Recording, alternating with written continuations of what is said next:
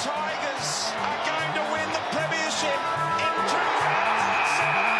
The Tigers have gone home for the first time in 37 years. Champion players, champion club. Melbourne wins another one. Yes, it is! Reece Terry brings up her 200 in style. Oh, Sam Kerr! And boy, did she hit it sweet!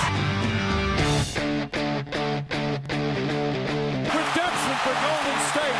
One of the great playoff runs of all time is complete. The Warriors are NBA champions again. For all your sports news, reviews, and interviews, you listen to the Sports Desk here on SYN. Good morning, everybody, and welcome to this Monday edition of the Sports Desk here on SYN 9.7. I'm Ben. I'm Liam. And I'm Josh, but I'm not here. Josh isn't here. No, No, he's from Get Serial. He's just come for like the first 2 minutes. Did you watch any sport on the Do I weekend? watch any sport? Not in the slightest. I don't watch any sport at all, actually. That's But a tell me great- the latest updates. So what do you do with your life then, if you don't watch sport? I play a lot of video games. They don't count as sports, do they? Actually, No. no, I have watched, no, they play video games on the ESPN. They have like a video game competition. They got like they got all these esports now. Essendon's got an esports yes, they team do, now. yes. Who else? There's another team. Adelaide. Adelaide, yeah. Adelaide's got one. But yeah, so you can become an esports person. Esports person, that sounds just terrible. I wonder if there's ever going to be sports on virtual reality. Have you thought about that? There should. There would be a virtual reality sport. There Yeah? would be. In the coming years, probably not anytime soon, but you know. But is that a video game or is that a sport? Um, You know, because you're running around in virtual reality a lot of the time, especially with these new machines that they're building. it's a Who probably knows good- where technology can take I us? know. Yeah, Nerve-wracking thought, isn't it? Yeah. it's a bit scary. I know. All right, well, Liam, what do we got first? Well, we've got an action-packed show like always. But we'll See you, start Josh, by the way. Bye, Josh. I've been sent off. You've been Please. dismissed from your duties for today. Please close the door on your way out. Nice drink you have there. Thank you. All right, so we'll get stuck into the AFLW, and it was quite the surprising it was a round. massive week. The grand final spots have completely opened up, and the top two teams they face off this coming week, the Doggies and Melbourne, and they both sit atop the ladder on 16 points each, and neither of them could make it. Exactly. Especially the fact that they're playing each other, so there's a big chance that they're not going to end up playing each other in the grand final. But what a ladder it is. Doggies first, Melbourne second who are playing, Giants who are third, and Brisbane who are fifth are playing, and then Adelaide playing Collingwood. And also you got the fight for the wooden spoon with Freo playing Carlton. So it's going to be a massive week of football for the women's. We'll kick off. We'll go straight into the round, actually. Your girls, the Dockers, Yes. went down to Adelaide by 4 points. What a fantastic game that was, though. Hard fought to the end. Erin Phillips up forward again was superb. Angela Foley as well played really well with 15 touches. But the best on ground in my mind, and I think she finished third or second in my votes, was actually Dana Hooker. 20 touches, 15 kicks, 3 marks, 5 tackles, and 2 goals. She always finds the ball. It's She always finds incredible, the ball. isn't it? She won Dockers Best and Fairest last year as well. Yeah, and she was an unknown then, Yeah. so she's a known now, and I think she's had one of the best seasons. She should feature quite highly in the best and fairest count, because I don't think she's had a bad game. But yes, Adelaide ended up getting over the top, 6-4, 40 to 5-6, 36. And they're back in the race for They the are, yes. grand final spot. Yes, and they've probably got the easiest challenge playing Collingwood. Not saying Collingwood's an easy challenge, Well, but Collingwood are starting Yes. to put in some good footy. We'll get back to them later, Yes. but yeah, Adelaide, they're now in fourth on the ladder. They only sit behind GWS on percentage, only 11 percentage points behind them. And obviously, because of their draw between GWS, they are only 2 points behind the top two. So if they get a win next week and GWS lose, they will Play grand they final. will play in the grand final, 100%. go back to back. And if I was a Doggy supporter, the last thing you wanted to play Adelaide in a final. Nothing but pain for them playing Adelaide. Imagine that though. Adelaide, they'll win the premiership. Imagine that, because what were they? They were 0-2. second last. Yeah. Because Collingwood Carlton were last, and yeah, now all of a sudden they're looking incredible. So They are. they're starting to hit their straps at the right time of the season. And a team who's not doing that Yes, but is say- Brisbane. The Brisbane Lions. In the wet, They did a comeback in the end, but it was Collingwood the entire game, going down 5-9-39 to 8-5-53. But two players were Collingwood in my eyes. Mo Hope kicked 3 goals, put a tally up to 7 for the season, as well as Christian Bernardi. Bernardi was best on the ground by an absolute mile. I think she had the most second most touches. Kicked 3 goals. She's always been around there. She's a crumbing small forward, and she's always been around the goals, but not able to really get that presence up. And it was really good to see her produce those 3 goals. Yeah, it was. And Hope finally really starting to show that form where she was touted as the best player when she played for the Doggies against Melbourne in that those famous 6 goals, exhibition match. Yes. Jess Worcester kicked a goal, which brings her tally up to 8 goals. She was second until the Melbourne game, but we'll get to the goal kicking after this. We'll go down to Saturday night, and kind of an upset, but kind of not, considering they've only played 1 bad game for the season. The GWS Giants got over the Doggies quite easily in the end, 7-4-46 to 4-4-28. And Courtney Gum, 23 touches, 1 goal. And Courtney Gum and Eva led the way they pretty much all season, as well as Faruga, the skipper. All of them have done fantastic. I think the Giants, again, it was a pretty close match as well throughout it. GWS, they were kept scoreless in that third term with the Doggies kicking 7 points, and then with a 1-point lead going into that final turn, GWS just kicked away. 3 goals straight to nothing, only a behind from the Doggies to get them to win by, was that 18 points? Yep. Yeah. And, 3 straight goals. Emma Carney, again, just doing what she does, picking up 22 touches, as well as Ali Blackburn. So the usual 2 for the Doggies were probably their best. Lachlan didn't kick a goal, which isn't good for her, and neither did Too Good. So the two key forwards the last few weeks, the Doggies didn't fire. One of the main reasons why they probably lost. Go down to the final game of the round, and I know this is going to sound a bit biased, but Carlton should win the wooden spoon. In the women's. Yeah. I know Freo and Carlton are playing for the wooden spoon, but Freo has played much better games than Carlton this year. Just going down to Brisbane and Adelaide in the recent weeks, where Carlton's just struggled. 3 goals for 22 to 8-9-57. The score was, and Tegan Cunningham and Elisa O'Day both with the 3 goals. O'Day as well with 19 touches and 7 tackles, which is a fantastic effort. Also, to say, against Fremantle, Ebony Marinoff, she's a tackling machine. Mm-hmm. So, a few weeks ago when Hosking broke the record with 16 tackles, well, that's what Marinoff got. So she's now 1st, 2nd, and 3rd in the most tackles in the AFLW. So good on her. That's incredible stuff. With Carlton, who really played good for Carlton, I honestly couldn't really say. Do you know anyone? I think Taylor Harris did okay. But she hasn't set the world alight. Darcy Vestia as well has been very disappointing. I just love it how Harris, at the start of the season, she bagged Brisbane. She said, Carlton, a lot more professional here. Like, I know I'm playing for a club or something along those lines. And then they're last, Carlton.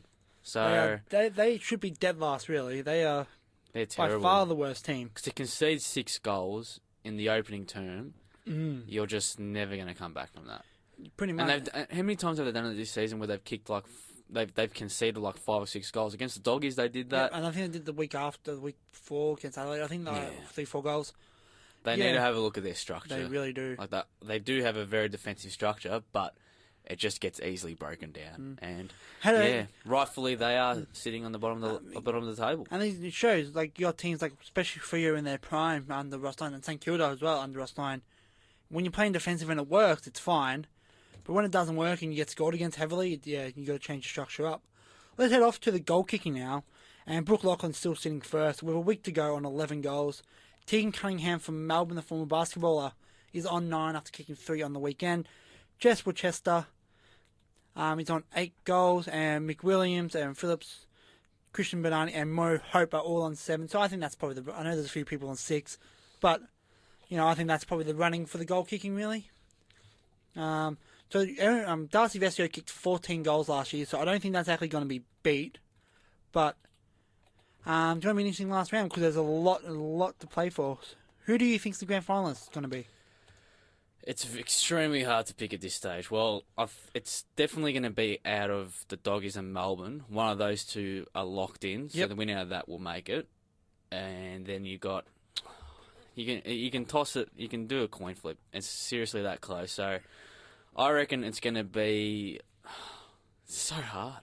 I'm going to go Doggies, and I'm going to go Adelaide.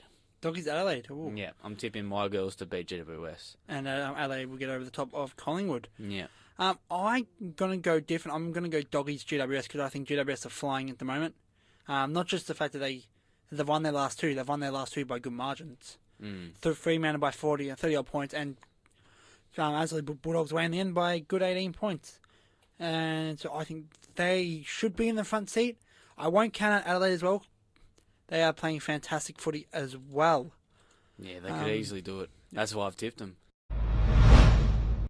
We're going to review the final games of the JLT series, which have come to a conclusion. And for those who are wanting to know who finished on top of this JLT series ladder, who was it, Liam?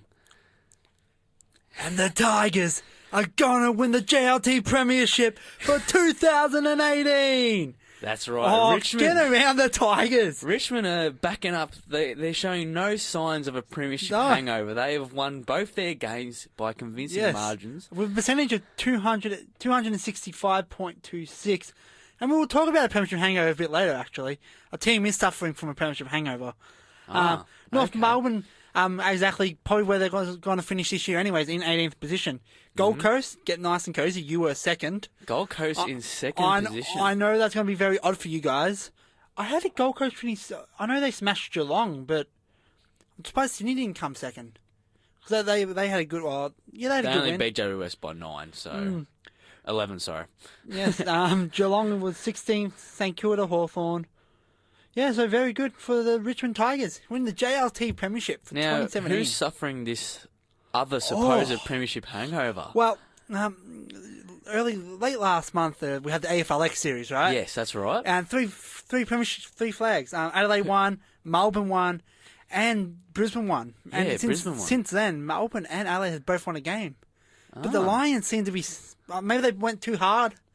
Party too hard after AFLX Premiership. But yeah. I reckon we kicked too many goals in the AFLX because we cannot seem to find the middle of the six so far this JLT series. So on the weekend, we lost to Gold Coast by 7 points. We kicked 4 goals, 18 behinds. That is not on at all. We kicked 18 behinds and we only scored 42 points. That was ridiculous. And the week before, we only kicked 5 goals, 10.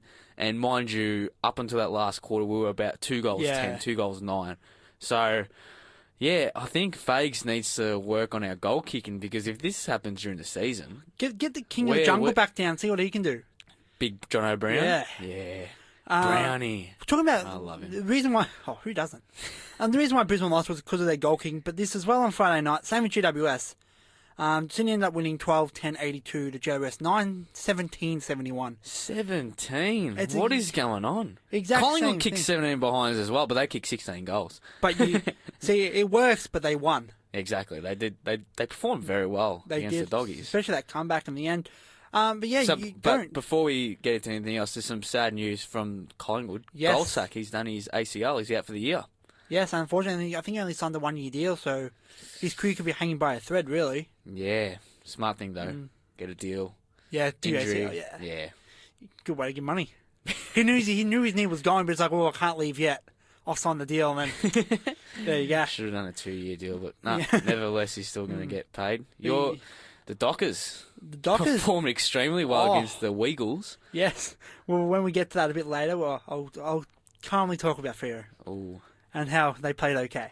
But he's holding himself back, the audience. He's holding himself back, listeners. So look for me at row 16 on Grand Final Day, guys. I'll be there. He's so good.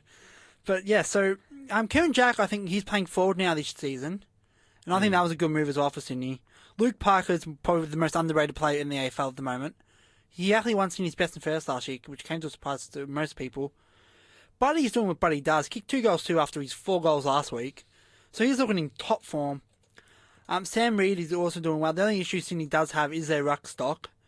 with the saying Tippett might come back, but I did say on Friday that I think Tippett's had too many meat pies since Yeah. retiring. Yeah. Not saying Tippett's probably going away. I'm saying he's probably relaxed a bit since playing footy. And as you do Yeah. in retirement.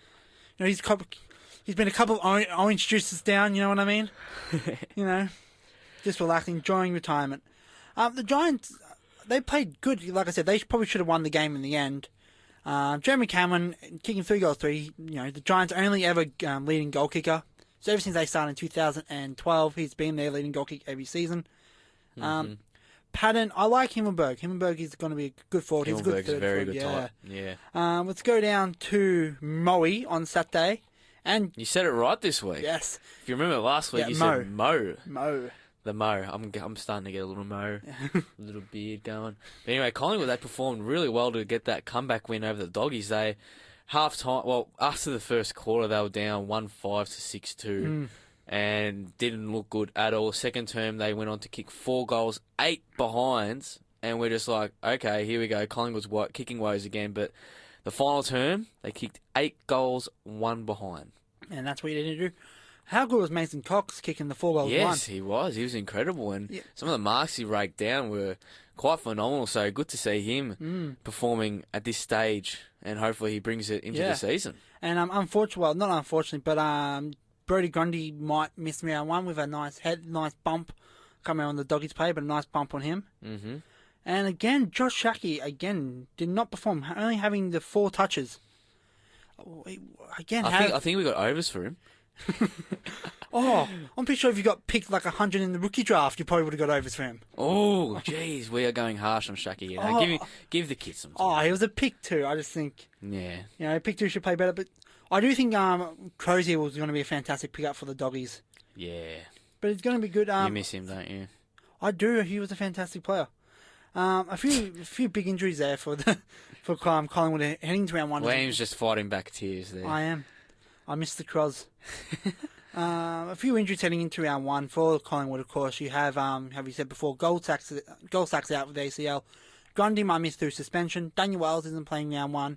The Goalie's not playing round 1 with injury. And I think Fistolo and Elliott are also out. Mm-hmm. So it's a lot of, especially a team like Collingwood who does struggle to score, it's a big out for them. Let's head off to Saturday, Arvo. A pre-season showdown. Yes. Adelaide Crows and Port Adelaide with the Power getting the win there, 98-72. There's 2 big stories from this match. You're going to talk about Mr. Coleman? First, we'll himself? talk about the Coleman, and that is Jack Watts, booting 6 goals. 6 goals straight, might I add, as well. Yeah, 6 goals straight. While Port only kicked 2 behinds for the game, 16-2, 98 to 11-6, 72. Very, very accurate stuff there from Port Adelaide. But another story that I want to touch on is Darcy Fogarty from the Crows. The Fog. He's who was it? I think it might have been Derm or someone. They said that he looks like a young Tomahawk, and I think that comparison like is just perfect. I mean, he's huge. Obviously, he's just got to build his endurance tank, and that obviously comes with a pick, a top pick in the draft. He came at pick 12, obviously. He's probably the worst pick. He probably went to the worst club as a key forward, though. Adelaide's got too many key forwards that can handle, really. Yeah, but he was good. He looked very good. He kicked 3 goals. Did you see his goals? Because I can't put my finger on it, but he looks like he has an awkward kicking style. I'll have to have a look. Not like a Josh Kennedy stutter, but still. Bryce Gibbs also played really well for Adelaide. And talking about Bryce Gibbs, Mr. New Phone, who's this? Carlton got over Hawthorn 102-297. And good thing what I just said about Carlton, 102. I know That's right. Carlton broke the They broke the century. They've kicked the century. Too bad it's not canon, so it doesn't count. Yeah. But still, they got over, and it was a good game against Hawthorn. I did watch a bit of this game, and Wiedering. See, that's another reason why I might pick on Schache there.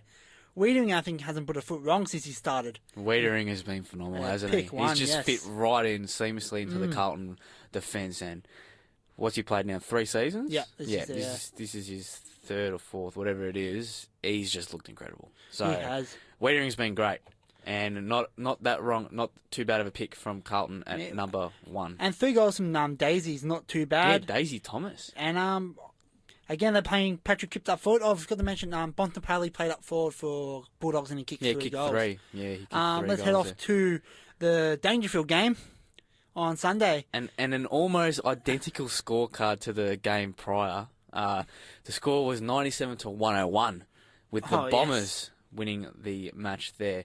Down in Colac in front of it was a pretty big crowd, 9,115. Yeah, there were fans on the roof who were close by to the stadium. Yeah, That's what I like. That's why I like a bit of suburban footy. I love that. I love the JLT series. I This is forgot to great mention- bringing it to the country. I did forget to mention another game. Hawthorn 3-19-97 to Carlton 16-6, 102. Again, points cost them the game Yeah. in accurate kicking.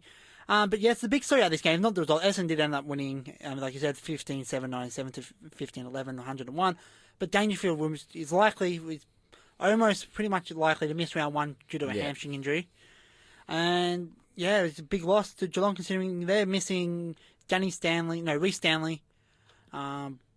Scott Selwood, Lockie Henderson, and maybe even Gary Ablett heading into round 1 against Melbourne. So that is definitely not ideal. But what is ideal is the big tomahawk kicking 5 goals. Kicking 5 snags. Tomahawk. How good's that? Oh, I remember this YouTube video. Jakey Stringer, though, he kicked 2 and he kicked a phenomenal goal Yes. from the right forward pocket. He wound back the clock. Little banana goal. Little banana time. So The package of a banana. he looks weird though in the Essendon jumper. He's just- 25. yeah. Has he chucked on a bit I think over he the might have, pre-season? yeah. He just looks a little bigger. So I don't know. Jake Hopefully Long he has a kicked good the winner. season for his sake anyway. Yeah, of course. Jakey Long, the son of Michael Yeah. Long, kicked the winning goal. Doubtful will probably play much. Danaher only kicked a goal, but again, good win. Let's talk about your mob.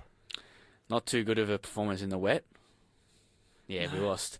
We only kicked There's- five behinds in the first quarter. There really wasn't Kicked much to it. 2 goals, 2. Second. The third, we kicked a goal 7. And then the final turn, we kicked 1 goal 4. So you're kicking a lot more behinds than goals, you are not likely to win the match. No. And in this case, we went down by only 7 points. So if we had kicked more goals than behinds, we were probably going to win that match. By A quite fair bit as comfortable well. margin. Say we kicked 18 goals 4, we've won by over 60 points. Pretty much. But good thing for Stuart Dew, though.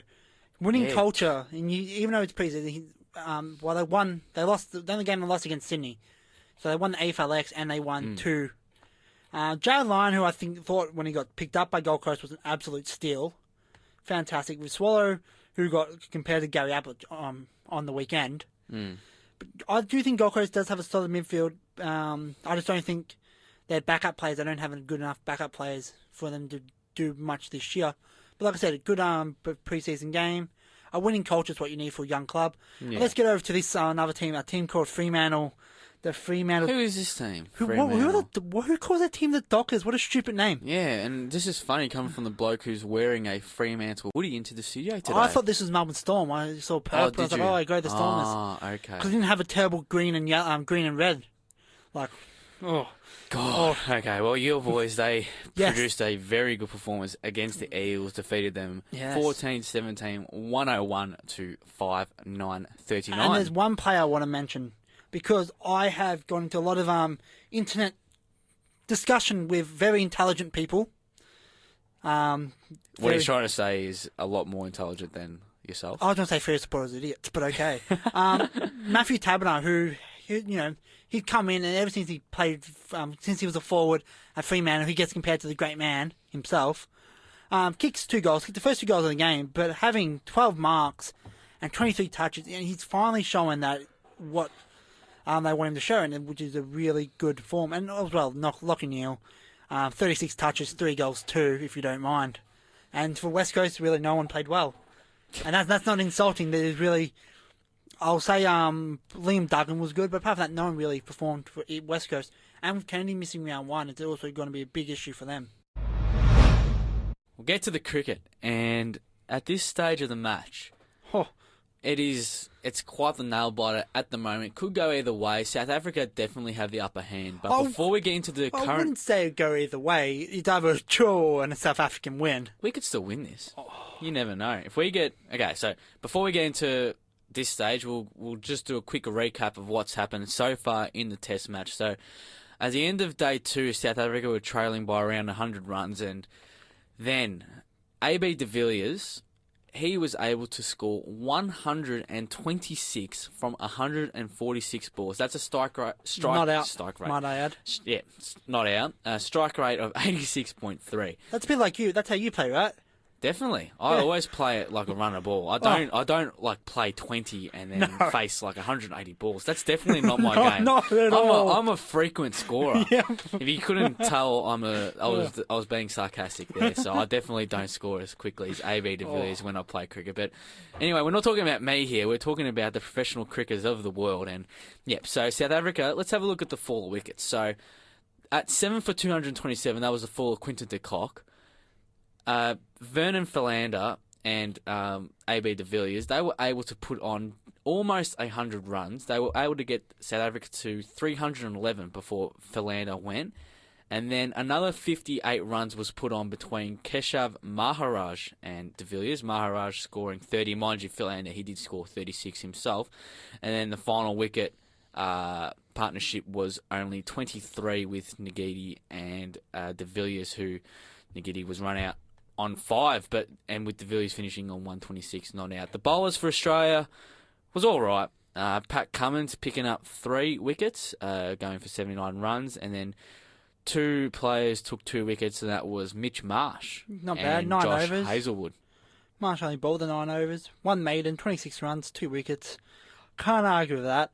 You know, don't even tell people. If you're telling people just be like, yeah, I got 2 wickets on the weekend. Yeah, I only went for 26. How many overs did you bowl? Yep. Yep. I That's bowled. it. I bowled. If you talked to me last week, I didn't pick up any wickets and I might have got smashed for a bit. But to be fair, we're playing on a 20-cent piece. Anyway, Australia. So after bowling South Africa for 382, we had a lead of 130. South Africa, had a lead of 139 runs. And just like the Twin Towers, Australia collapsed. Yes, Australia collapsed. So it was a good opening stand. It was a good opening stand between Warner and Bancroft. They were able to get to 27 before Rabada, who we'll talk about later on, dismissed Warner, bowled him as a beautiful ball taking the off stump for 13. Then it was Bancroft out on 24 runs, and the fall wicket there South was at Africa 62. would have loved Warner's wicket, though. They would have went absolutely they bonkers. did. And I'll get to that. You know, we may as well talk about it now. Rabada, his celebration, what he did was, and I'm not sure whether this is going to come under scrutiny from the match referee, it was pretty poor. What he did was he pretty much yelled. It was just like screaming yes, pretty much. And he screamed yes, not directly at Warner. And then the last one, he did it again, but he changed direction, so his projection of his voice was in Warner's face, directly in Warner's face. So say he's walking past Warner, and then he actually changes his direction and doing it directly to Warner. And that is something the ICC and match officials do not like to see at all. Well, he's already on his way out, considering the bump he did to Steve Smith. Yeah, he's already going to be out for that. For 2 weeks. In case you didn't know, when he dismissed Steve Smith in the first innings, Rabada didn't avoid Smith. He went straight into him, and there was contact, and that has already come under scrutiny by the ICC. And there's hearings actually going to be today, and it's believed he's going to be offered a 2-match suspension, and which means he will be out for the remainder of the series because it is a 4-test series. Thoughts on that incident anyway between him and Smith? There wasn't much there in terms of a bump. Oh no, of course not. Like if that was in the AFL and someone got suspended for that, I may consider stop watching the league. But yeah, in cricket, it's a no-touch policy. It is, and it's clear as daylight. The evidence is against him. If you see like 2 football players have a bit of a scuffle, they're macho, testosterone-filled men. That's how we look at it. Cricketers are cricketers. Why are they acting like wankers? You hit a ball. No, I know you play cricket, but you hit a ball. What are you going to do? Go up to a girl and like, I'm like, yeah, so I scored 30 off 25 today. And she'll be like, oh my God, take me home. No, you're a cricketers. Play cricket. You're not tough / manly sport. And stop acting like buffoons. Yeah, it's pretty poor there. So Rabada, he'll definitely be out. You think he's got no case to answer there. And two South African officials. Did you see? Sorry, did you see the Warner incident? The one where he yelled at him? Yeah, I saw that. Yeah. Yeah. That's. I don't. Do you reckon he'll get anything for that, or do you think he'll get like a fine or something for that? He'll probably get a fine. I don't think Because that's not a good look, is it? But the whole series hasn't been a good look. Yeah, I know. This series is going to be talked about for all these separate incidents. The Warner, the Cock, kerfuffle, and now Rabada, Smith, Rabada / Warner. I think Australia should even just rest Davey Warner for the rest of the series. Who's going to come in? You're going to bring in Renshaw? Sure. Nah, I don't know. Just think. Why do you want to rest Warner? Because he's going to get suspended before the end of it. But looks like he's one incident away from being suspended, and that's what they're trying to do. Yeah, they're trying to push him over the line. Yeah, he's got 3 demerit points. If he gets 4, that's an automatic test ban. All right. Anyway, back to the well, you talk about the officials. The Sonny Bill Williams situation. Yeah, that's a furor. That's incredible stuff. South African officials, they allowed fans to walk into the stadium with wearing Sonny Bill face masks, and the reason why they were wearing Sonny Bill face masks is because David Warner's wife, Candace, Candace Warner now. Yeah. Good one, Ben. What's her surname? Far out, I'm dumb. All right, she had an infamous relationship with Sonny Bill back in about 2007, so they knew that they'd get under the skin of Davey Warner. So they were allowed to first get into the stadium, and then the South African officials actually posed for a photo with them to make it even worse. That's not on at all. That's just disgraceful. That is.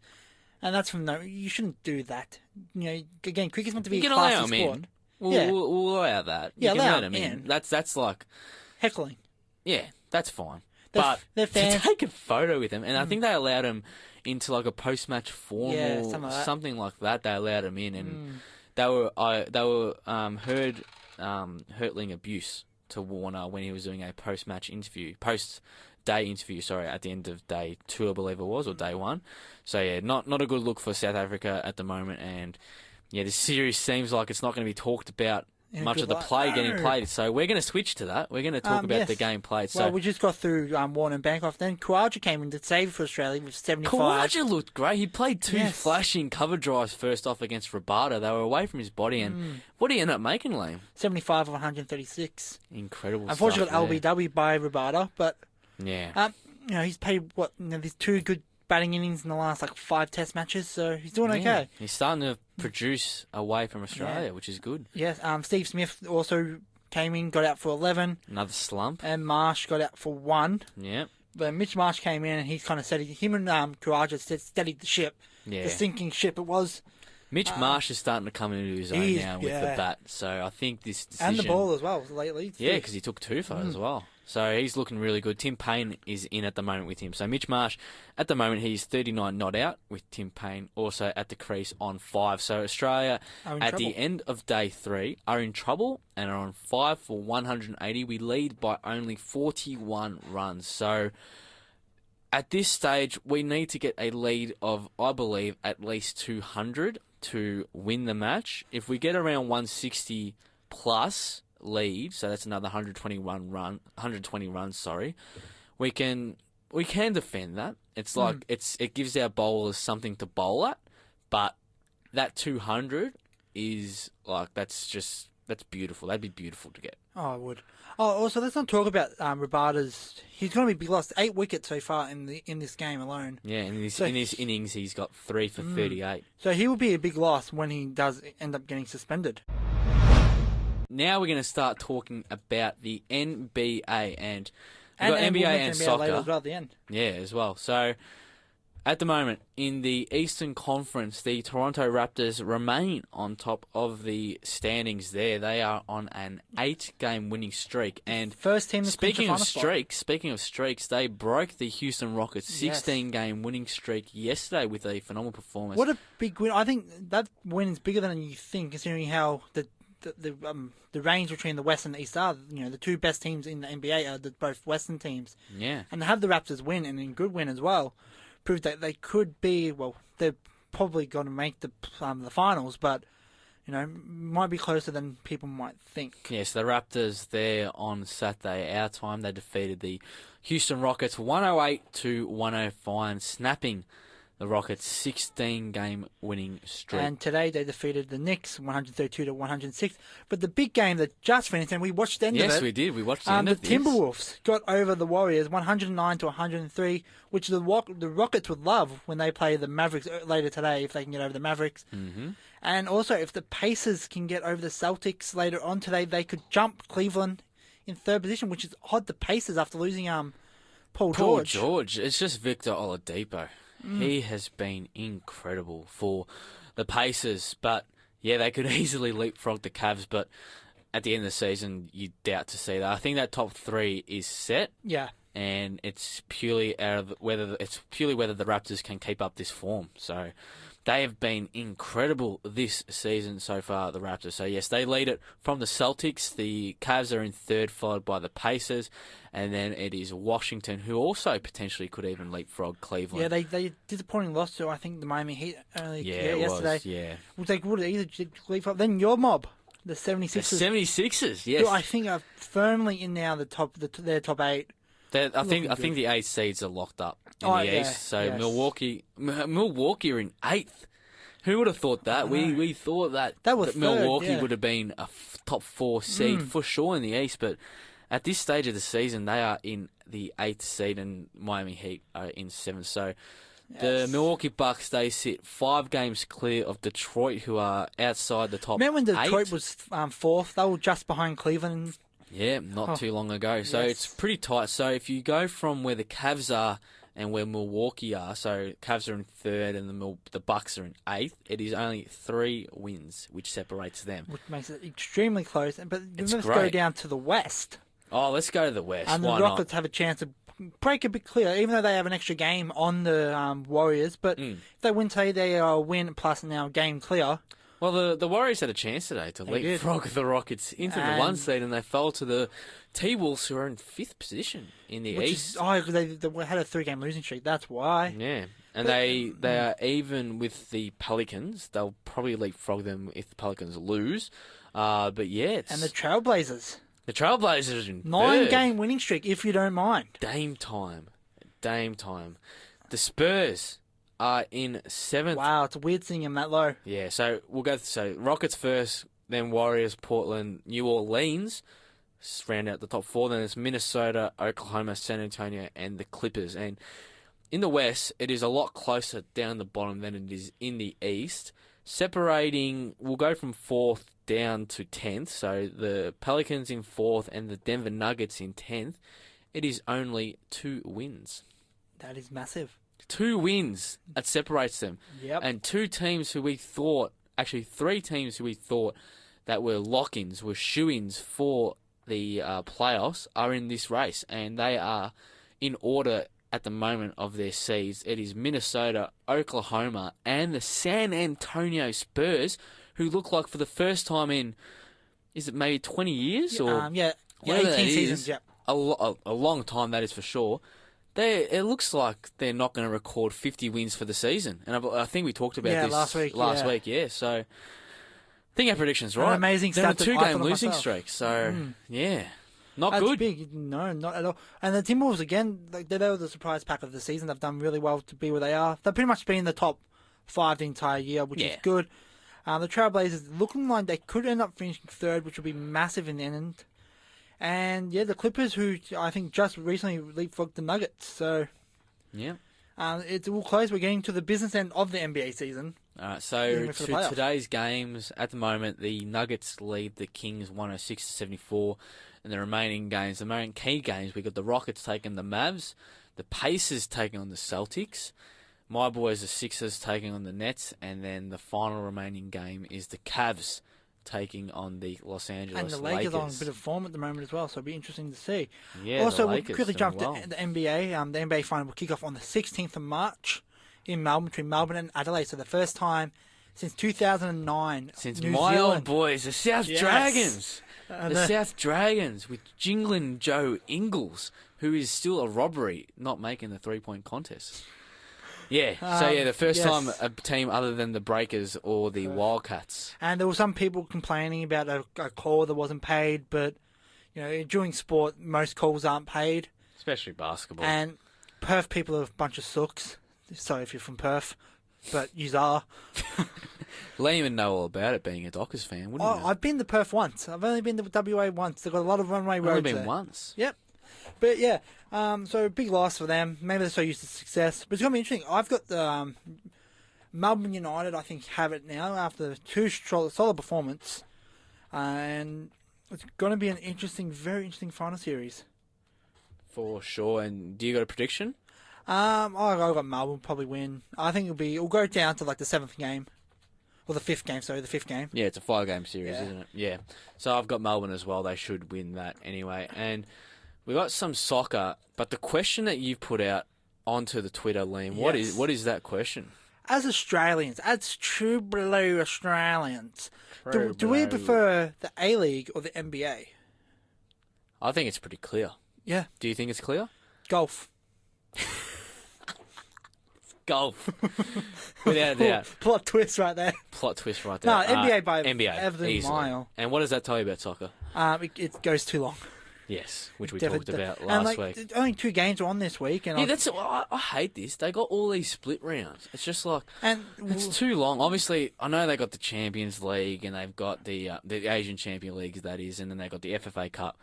It is too long. Yes. We'll talk about this at the end of the season for sure. But Definitely. yeah. Anyway, the performances on the weekend, it was the Wanderers 4-1 over Wellington, and Perth 3-1. Yep. So mouth-watering matches there. We are up to the wrap up. Yes, we are. Let's quickly jump straight into it. Australia ended up winning the Azan. I can't remember the last name. I always stuff it up. They don't win the series in the hockey. I know Caleb will We'll be mad at call me it the for that. Aslan Shah Cup. We might call it that. We are definite pronunciation experts, so we're going to say we are 99.9% right. Until Caleb comes in Wednesday and goes, "We've got it wrong." Yeah. Okay. But they won 2-1 against England. They were undefeated the entire series, which is fantastic. Good warm up for the Commonwealth Games.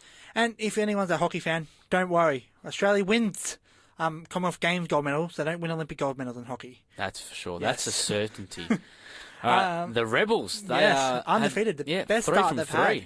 Three from three we are. We defeated the Brumbies 33-10. Yes, and people wanted to kick him out instead of Western Force. Western who? Western who? Oh, West Australia? yeah, What's yeah. that? Huh? Well, call yourself Perth instead of West. You know, at least people know where Melbourne is. Oh, where's Western? Just so you know, we're not discriminatory against states. So Just we're South, taking- just South Australia, but that's the That's personal. another day. They know what they did. yes, they do.